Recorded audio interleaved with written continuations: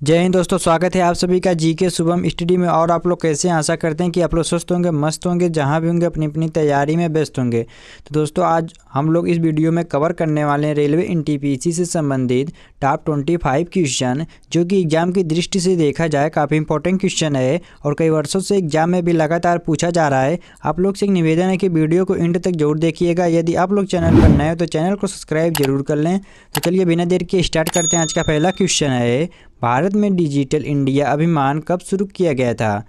तो दोस्तों जो भारत में डिजिटल इंडिया का अभियान शुरू हुआ था वह कब शुरू किया गया था, उसी को आपको बताना है। आपका ऑप्शन दिया है 2014, 2015, 2016 या फिर 2017। तो याद रखिएगा आपका राइट आंसर जाएगा ऑप्शन बी 2015। तो भारत में डिजिटल इंडिया अभियान 2015 ईस्वी में शुरू किया गया था। तो याद रखिएगा दोस्तों ऑप्शन बी को लॉक कर लेते हैं। चलिए अगला क्वेश्चन देखते हैं। काफ़ी इंपॉर्टेंट क्वेश्चन है, सकल घरेलू उत्पाद को कितने भागों में विभाजित किया जाता है? तो दोस्तों जो सकल घरेलू उत्पाद है वह कितने भागों में विभाजित किया जाता है? आपका ऑप्शन दिए 2, 3, 4 या फिर 5। तो याद रखिएगा आपका राइट आंसर जाएगा ऑप्शन बी 3। तो सकल घरेलू उत्पाद को 3 भागों में विभाजित किया जाता है, कृषि, सेवा और उद्योग। तो याद रखिएगा दोस्तों ऑप्शन बी को लॉक कर लेते हैं। चलिए अगला क्वेश्चन देखते हैं, भारत में बेरोजगारी दर को कौन मापता है? दोस्तों भारत में बेरोजगारी दर को कौन मापता है? आपका ऑप्शन है नीति आयोग, श्रम मंत्रालय, भारतीय रिजर्व बैंक या फिर राष्ट्रीय सांख्यिकी कार्यालय। तो याद रखिएगा आपका राइट आंसर जाएगा ऑप्शन डी राष्ट्रीय सांख्यिकी कार्यालय। तो राष्ट्रीय सांख्यिकी कार्यालय भारत में बेरोजगारी दर को मापता है। तो याद रखिएगा दोस्तों ऑप्शन डी को लॉक कर लेते हैं। चलिए अगला क्वेश्चन देखते हैं, भारतीय स्टेट बैंक का राष्ट्रीयकरण कब हुआ था? तो दोस्तों भारतीय स्टेट बैंक का राष्ट्रीयकरण कब हुआ था? आपका ऑप्शन दिया 1949, 1955, 1969 या फिर 1980।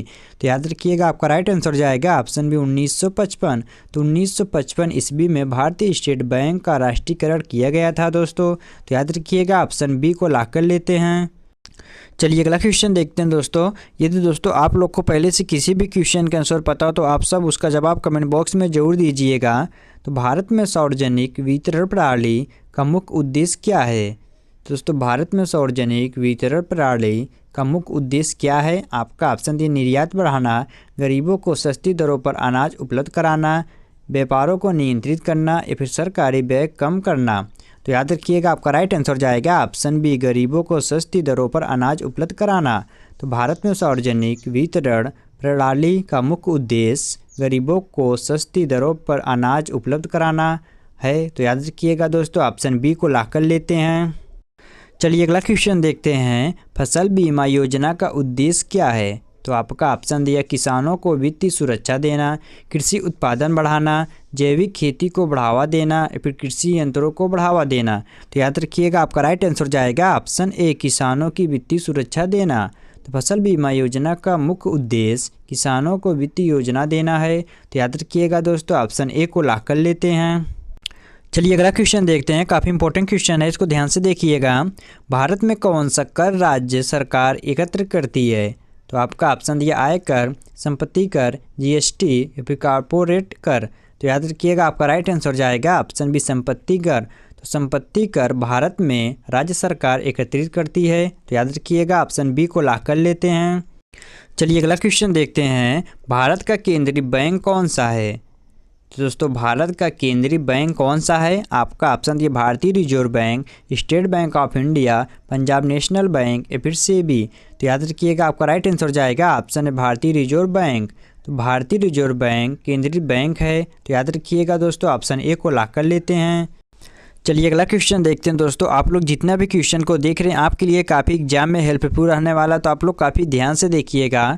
राजकोषीय घाटा क्या दर्शाता है? दोस्तों जो राजकोषीय घाटा है वह क्या दर्शाता है, उसी को आपको बताना है। आपका ऑप्शन दिया सरकार की कुल आय, सरकार का कुल व्यय, सरकार के खर्चे और आय के बीच का अंतर या फिर सरकार द्वारा किए गए ऋण। तो याद रखिएगा आपका राइट आंसर जाएगा ऑप्शन सी सरकार के खर्चे और आय के बीच का अंतर। तो राजकोषीय घाटा यह दर्शाता है दोस्तों कि सरकार के खर्च और आय के बीच का अंतर होता है। तो याद रखिएगा ऑप्शन सी को लॉक कर लेते हैं। चलिए अगला क्वेश्चन देखते हैं दोस्तों। यदि दोस्तों अभी तक आप लोग चैनल को सब्सक्राइब और लाइक नहीं किए तो चैनल को सब्सक्राइब और लाइक ज़रूर कर लीजिएगा। तो भारत का सबसे बड़ा व्यापारिक भागीदार कौन सा देश है? आपका ऑप्शन दिया अमेरिका, चीन, रूस या फिर यूके। तो याद रखिएगा आपका राइट आंसर जाएगा ऑप्शन बी चीन। तो चीन भारत का सबसे बड़ा व्यापारिक भागीदार देश है। तो याद रखिएगा ऑप्शन बी को लॉक कर लेते हैं। चलिए अगला क्वेश्चन देखते हैं, काफ़ी इंपॉर्टेंट क्वेश्चन है। मिशन कर्मयोगी किससे संबंधित है? आपका ऑप्शन दिए बैंकिंग सुधार, सरकारी कर्मचारियों का प्रशिक्षण, ग्रामीण विकास या फिर औद्योगिकी विकास। तो याद रखिएगा आपका राइट आंसर जाएगा ऑप्शन बी सरकारी कर्मचारियों का प्रशिक्षण। तो सरकारी कर्मचारियों का प्रशिक्षण मिशन कर्मयोगी से संबंधित है। तो याद रखिएगा ऑप्शन बी को लॉक कर लेते हैं। चलिए अगला क्वेश्चन देखते हैं दोस्तों। ये क्वेश्चन पिछली बार एग्जाम में भी पूछा गया था। भारत में रुपया को कौन नियंत्रित करता है? तो भारत में रुपया जो है उसको कौन नियंत्रित करता है? आपका ऑप्शन दिए वित्त मंत्रालय, भारतीय रिजर्व बैंक, नीति आयोग या फिर सेबी।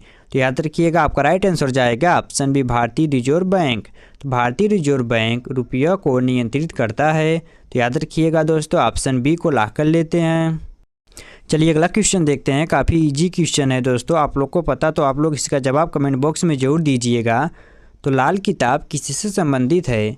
तो किससे संबंधित है? आपका ऑप्शन दिए बजट, कृषि, बैंकिंग या फिर रक्षा। तो याद रखिएगा आपका राइट आंसर जाएगा ऑप्शन ए बजट।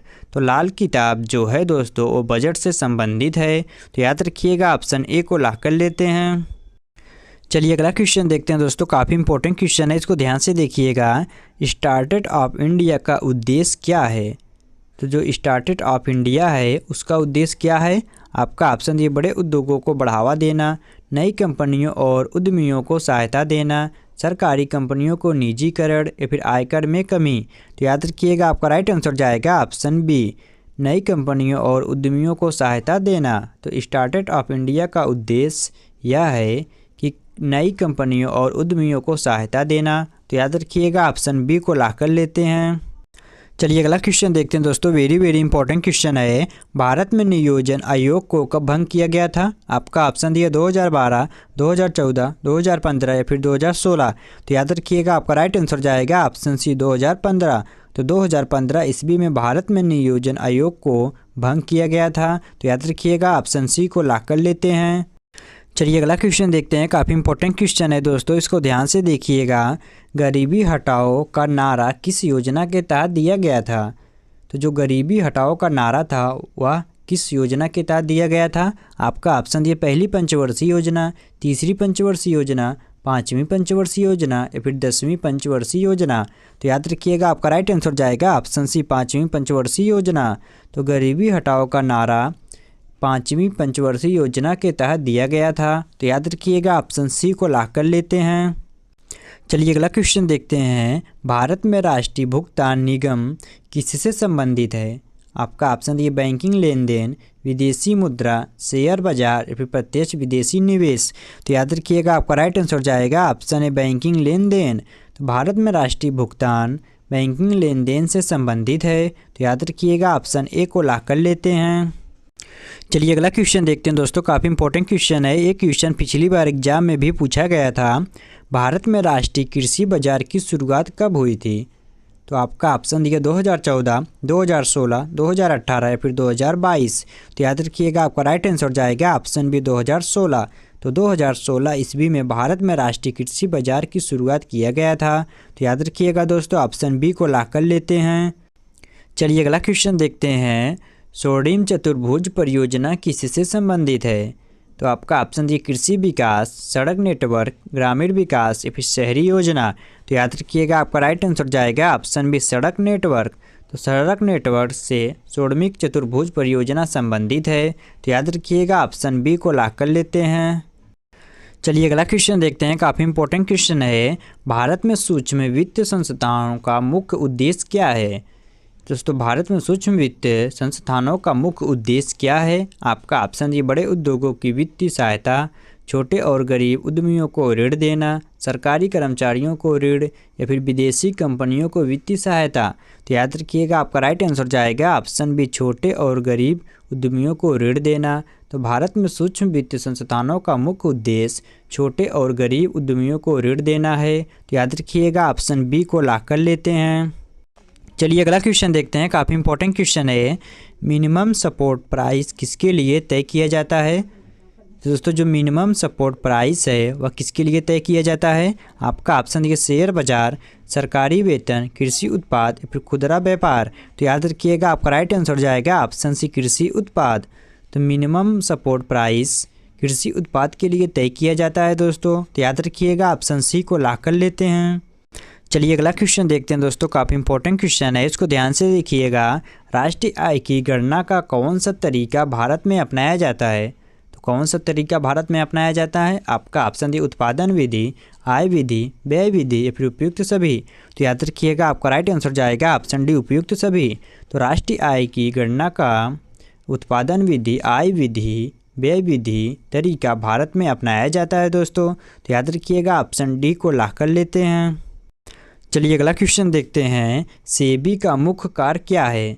सेबी का मुख्य कार्य क्या है दोस्तों? आपका ऑप्शन दिए बैंकों का नियंत्रण, स्टॉक मार्केट को नियंत्रित करना, विदेशी मुद्रा विनिमय या फिर सरकारी ऋण देना। तो याद रखिएगा आपका राइट आंसर जाएगा ऑप्शन बी स्टॉक मार्केट को नियंत्रित करना।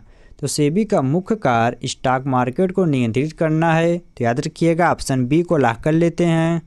चलिए अगला क्वेश्चन देखते हैं, भारत में सकल घरेलू उत्पाद की गणना कौन करता है? आपका ऑप्शन दिए भारतीय रिजर्व बैंक, वित्त मंत्रालय, राष्ट्रीय सांख्यिकी कार्यालय या फिर नीति आयोग। तो याद रखिएगा आपका राइट आंसर जाएगा ऑप्शन सी राष्ट्रीय सांख्यिकी कार्यालय। तो भारत में सकल घरेलू उत्पाद की गणना राष्ट्रीय सांख्यिकी कार्यालय के द्वारा किया जाता है। तो याद रखिएगा ऑप्शन सी को लॉक कर लेते हैं। चलिए अगला क्वेश्चन देखते हैं दोस्तों, और आज का लास्ट क्वेश्चन है, प्रधानमंत्री जन आयोग योजना का उद्देश्य क्या है? तो जो प्रधानमंत्री जन आयोग योजना का उद्देश्य है वह क्या है? आपका ऑप्शन दिए कृषि सुधार, स्वास्थ्य सेवा प्रदान करना, बेरोजगारी को कम करना या फिर बुनियादी ढांचे का विकास। तो याद रखिएगा आपका राइट आंसर जाएगा ऑप्शन बी स्वास्थ्य सेवा प्रदान करना।